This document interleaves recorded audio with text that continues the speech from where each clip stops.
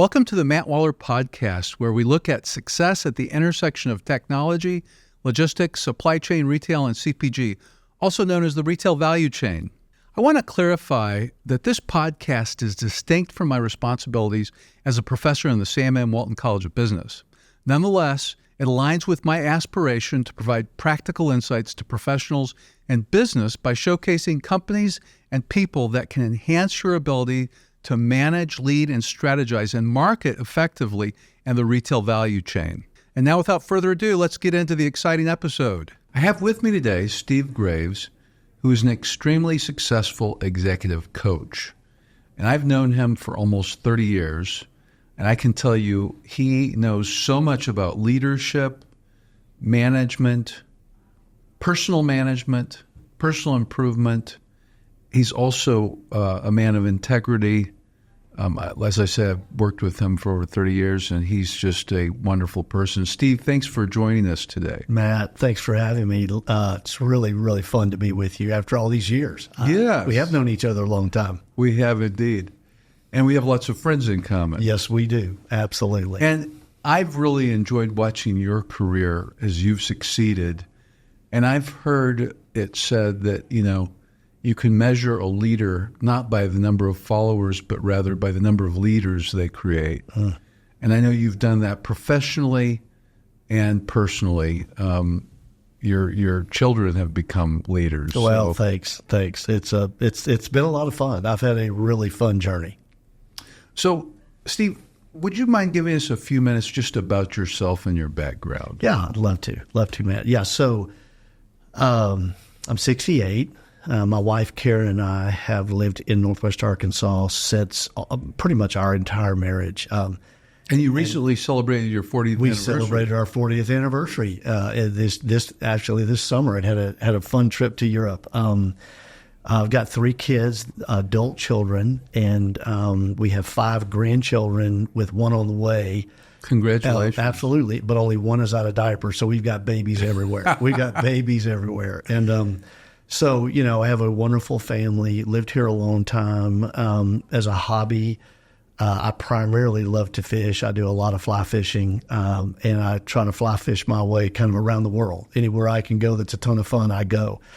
In the work world, my work world is kind of broken into three components right now, which actually stretches back all the way back to where you and I first met each other. I've got the core piece of my work is coaching CEOs, business owners, and entrepreneurs, and I've been doing that for 3 or 4 decades. Usually in my portfolio, I've got 1 or 2 huge global, perhaps public company CEOs, maybe a Fortune 1,000, 500, 100 down, whatever. And then usually I have 2 or 3, maybe 4 family-held, for sure private, perhaps family-held business CEO, business owner. They could range as small as $4 or $5 million in top line revenue up to, I've got a client right now that's a founder of a $14 billion company, and so and owns it. And so the size is not the deal. It's more about the age stage and what the company's doing. And then I usually have a 2 or 3 gunslinging entrepreneurs trying to scale, exit, merge, or realize their dream or something like that.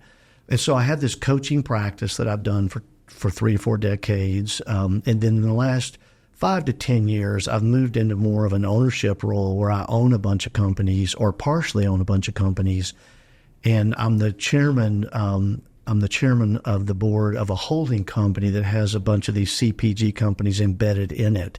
And so that's been a lot of fun the last few years. And then I do a little writing on the side. I've kind of got a little weekly article. You've been writing for as long as I've known you. I've written a whole bunch of books that my wife and my mom and me read. I know that's not true because I've read some of them. Well, there's 4 people. So that's kind of my world, Matt. I love, if you cut me down the middle, I'm a guy who early on I wanted to be in my career zone by the time I was 35. I wanted to be kind of in the slot that I felt like was the best version of myself with my wiring, who I was, my ambitions, who God made me to be, and all of that stuff. And And I beat it by a couple of months. But I was kind of a late bloomer because I'm a generalist and I had a bunch of interest, but at my core, I love journeying alongside a CEO, a business owner, or an entrepreneur, and just journeying with them for a season. I'm not the guy that embeds myself in someone's P&L and I'm still there 20 years later. That's nothing wrong with that. That's just not my model. And so it's been a lot of fun. I've been incredibly blessed. I could have never envisioned that I would have been able to have the life that I've been able to enjoy when I was a kid. Looking forward, so really, really fortunate. Well, you've never told me who you coach, but a couple of people you've coached have told me you coached them, and I won't reveal their names, of course, but one in particular is very amazing. The audience would be shocked. But you clearly have a gift and ability you've developed in this way. There's no question about it. Well, thanks, Matt. How has executive coaching evolved over the past decade?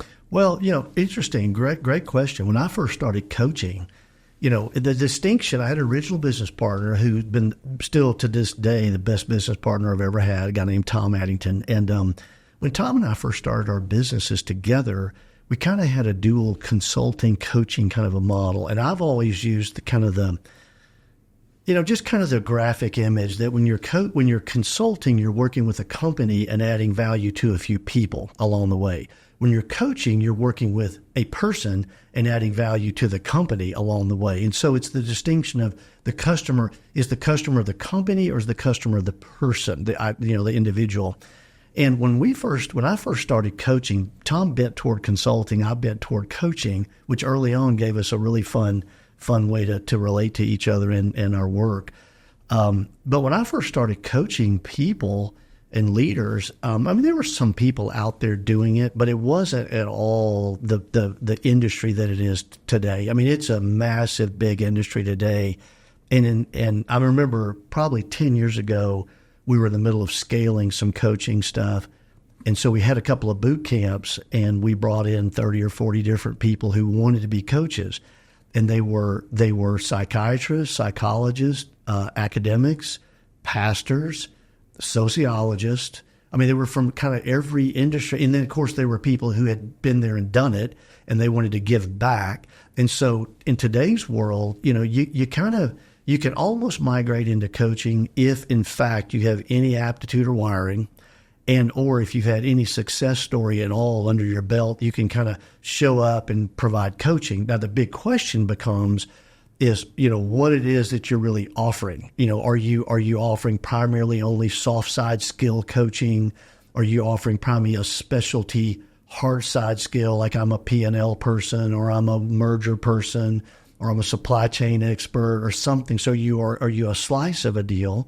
And then it becomes kind of what's your model of coaching? Is it a group model? Is it a peer-based?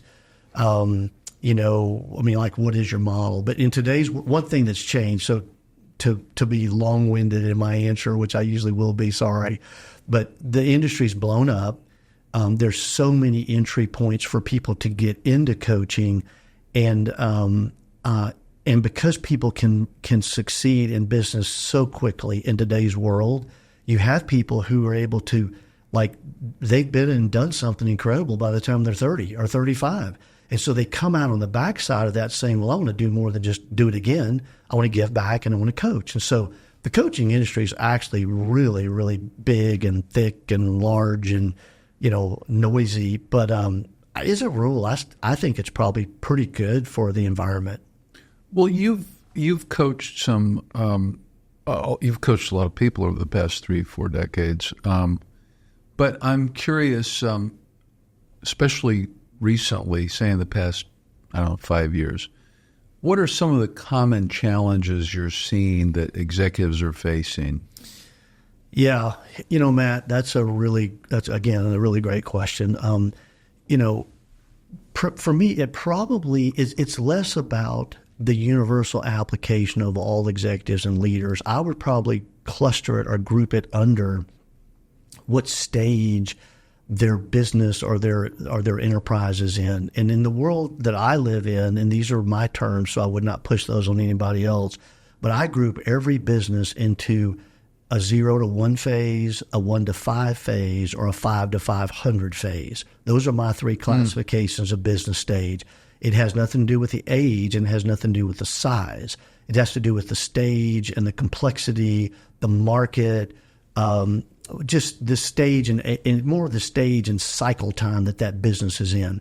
So for me, it's more like what leaders in the 0 to 1 phase are all facing together, and then what are business leaders in the 1 to 5 phase, and then the 5 to 500. Because if you're leading a 5 to 500 stage business, you're more of a mature business. You are probably trying to figure out how to balance organic growth and acquisitional growth. You're managing a sophisticated market. You're not just trying to push yourself in and be known. I mean, you're managing a sophisticated business enterprise, perhaps public, perhaps private, but you might have an investor pool that's wanting to buy you out or whatever. That's just a different whole thing. If you're in the early stages of the businesses, you're just trying to survive and get through that early stage where you actually have proven up that you can make it in today's world.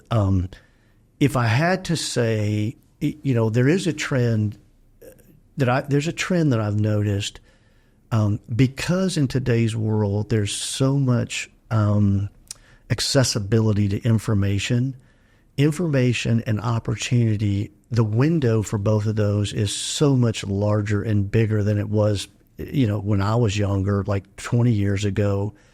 People can just learn stuff so much faster and so much quicker.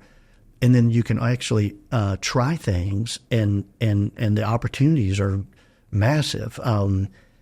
Because of that, people can succeed a lot faster. So the need for people to compress their learning curve the pressure is a lot higher. I can't just kind of slowly work my way through a learning curve in today's world. I can, but I will probably suffer because of it. So there's a real need for leaders to kind of compress their learning, be a little bit more intentional and aggressive in figuring out what it is they don't know, what is they need to know, where they need to kind of shore up some of their their weaknesses or their opportunities. So that would be one thing that I would say that has changed a little bit. So I want to get back to your writing. I like to write a lot. Someone I know, Charles Morgan, who is the founder of Axiom, he loves to write. And writing has been a key part of his strategy in his life. And he writes lengthy. He's written a book, actually. Yeah. But he also writes to the company a lot. And I enjoy writing as well and have written a lot, different type of writing. But I sometimes write things that I never do anything with. Because I remember when I was young, someone told me, well, there was a famous quote, and I'm forgetting who said it, that said, I don't know what I think till I write it. But, writing, sometimes when you're just thinking, or let's say you're resting, you're just thinking through things, your ideas are not very well solidified. And when you write it, it forces you to put the logical structure to it, which I mean, in reading your writing, I know you use strong logical structure. But do you ever use that as a coaching tool? I'm just curious. Yeah, I do, Matt. It's really funny. For me, writing is more of a street back exercise. I love to sit down in front of my computer and populate a new idea, socialize it within myself, and then maybe talk to a couple of people, and then just try to bring words and precision of thought, logical construct, as you mentioned, stuff like that. But a lot of times what I'll do is I'll take a half-baked idea, and because literally every day I'm in a laboratory. Like every day I'm with a leader, generally speaking, every day, unless I'm fishing or something else. If I'm working that day, I've got like the perfect laboratory to socialize a half-baked idea, or to say, hey, I've been thinking a little bit about this. What do you think about that? Or how might that be better applied? Or how might you say that differently or whatever? And so I get the chance of, at least 2 or 3 times a week of being able to kind of take an idea, push it in and through a real world setting, and then come back around. And so what it does is it gives me, we're talking about feedback loops before we ever started, it gives me a lot tighter feedback loop to be able to crystallize a thought or something like that. So I love to write. I've kind of like you. I've been a writer for a long time. I'm actually not a really great writer. I'm a guy that likes to write, and because I work for myself, I get a chance. I can kind of do it if I want to, and so I do it. But I'm not as disciplined as a person who that's what they do every day. That they do that. I still write in the cracks. I still kind of write when I can find a couple of hours. I'm not the guy that gets up every morning. Most disciplined writers who have that as their career, most of them will get up generally early. They'll write 4 hours, maybe 4.5 hours, maybe 5, and then that's it. Then they'll do it the next morning, and they're just cranking out stuff like that. I wish I had that environment. I don't, but I do like to write. It forces, to your point, it forces me to bring language. It forces me to bring language and nomenclature around an idea. And I'm a framework guy. I'm a framework models, tools guy. Yep. So it makes me do that. Well, I'm curious about a couple of other things. One, when you're coaching someone, does it differ how you coach them based on the industry they're in, or does that not matter? Oh yeah, actually, a lot of things are differing. Matt, the industry they're in, the stage that their business is in, what it is actually.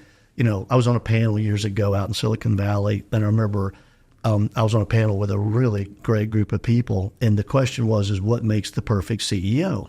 And everybody went through their list of 10, list of 5, list of 6, list of whatever, and they got to me. I was like the very last person. I said, well, I might be a tad contrarian on this one because I still have my list. I mean, I wrote a book called The 5 Tasks, which is what I think is a really good framework. But my answer that day was, for me, the best CEO is the CEO that has the right fit and the right experience attached to the company at the right time. In other words, you take a person. It's contingent. It is upon all of that. It is, Matt. You got it. And so for me, when I'm coaching somebody, I've kind of got to contextualize who they are, what industry they're in, what stage their business is in, which is requiring them to be a different kind of person. I've got a client right now that has taken one company public, along with a PE firm and a lot of money, took it back private, and now he's going to go public again. Well, that's a different kind of wiring. That's a whole different kind of person. And so I'll contextualize into that. But then the biggest thing that I usually have to do, which takes me a minute or two, is I have to contextualize my toolbox for that person. If that person is a heavy duty notes and if they lean into lots of volume of stuff, then I've got to make sure that I create the model that gives them a lot of stuff. If they're not, I remember one time I had a client out west in Park City, Salt Lake City area. This particular person, I flew out for my very first meeting, and they picked me up. He picked me up, and I said, so, we're going to your office? And he said, well, I guess. I really hate my office. And I said, well, okay. So we went to his office anyway. We went to his conference room. Dude didn't have a piece of paper, no pen, no computer, didn't know where his phone was, and he never went into the conference room. He was an outdoors guy. Now, don't mistake, he was uber successful, had built and sold a number of companies to Boston Scientific. I mean, he was a model of what a lot of people would say, could I just be that person? But here's the thing.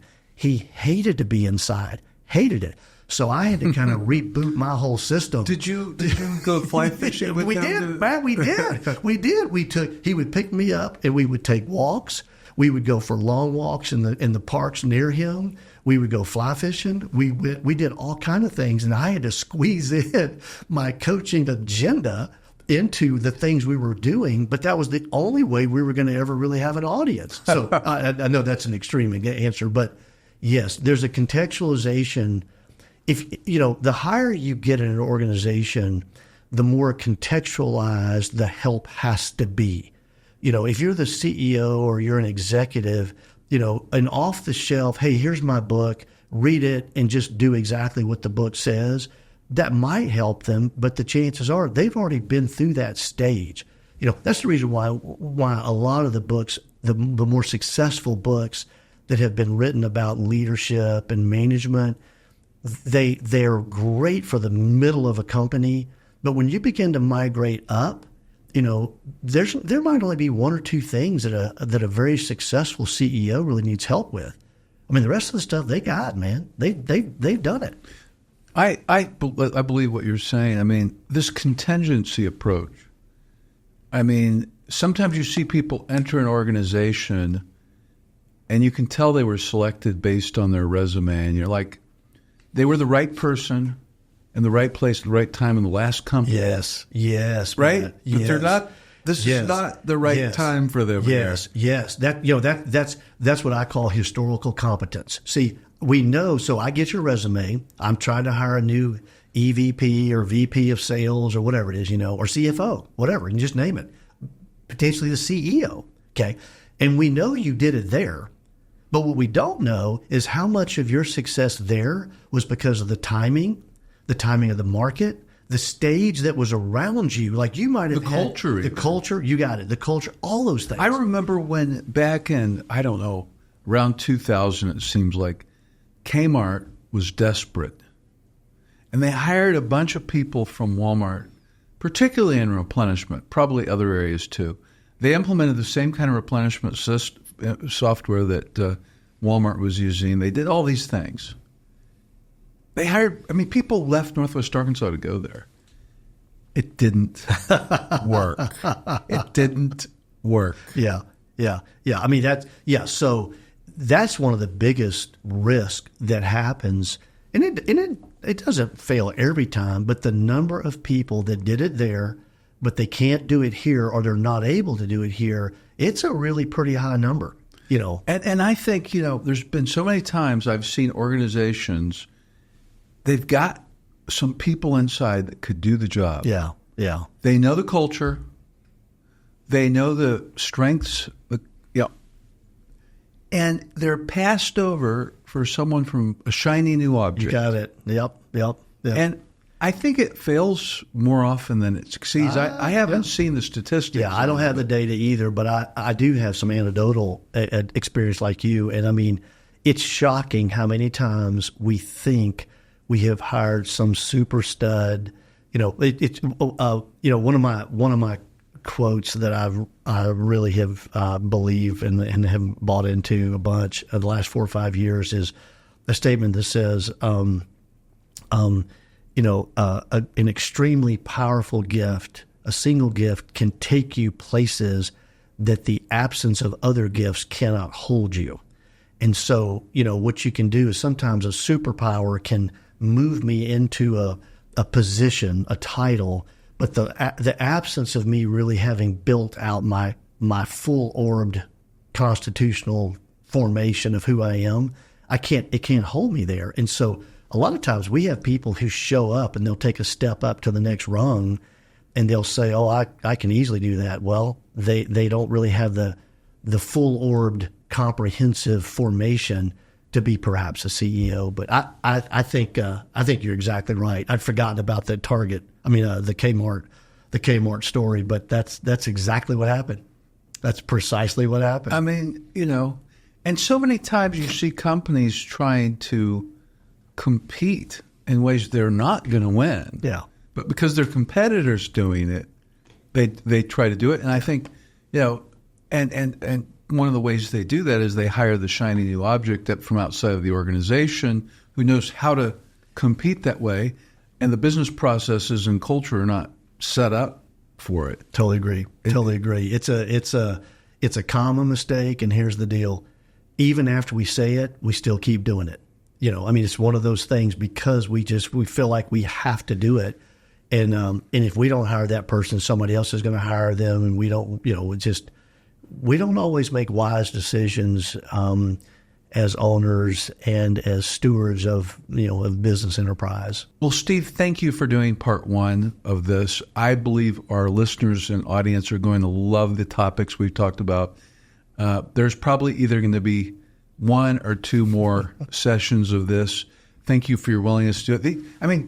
I don't care what industry you're in, the kind of things we're talking about are so relevant to people, right? So thank you for taking time to visit with me. I really appreciate it. Absolutely, Matt. Thanks for having me on. I look forward to talking again. If you're finding value in this podcast, we greatly appreciate your support by subscribing to our YouTube channel.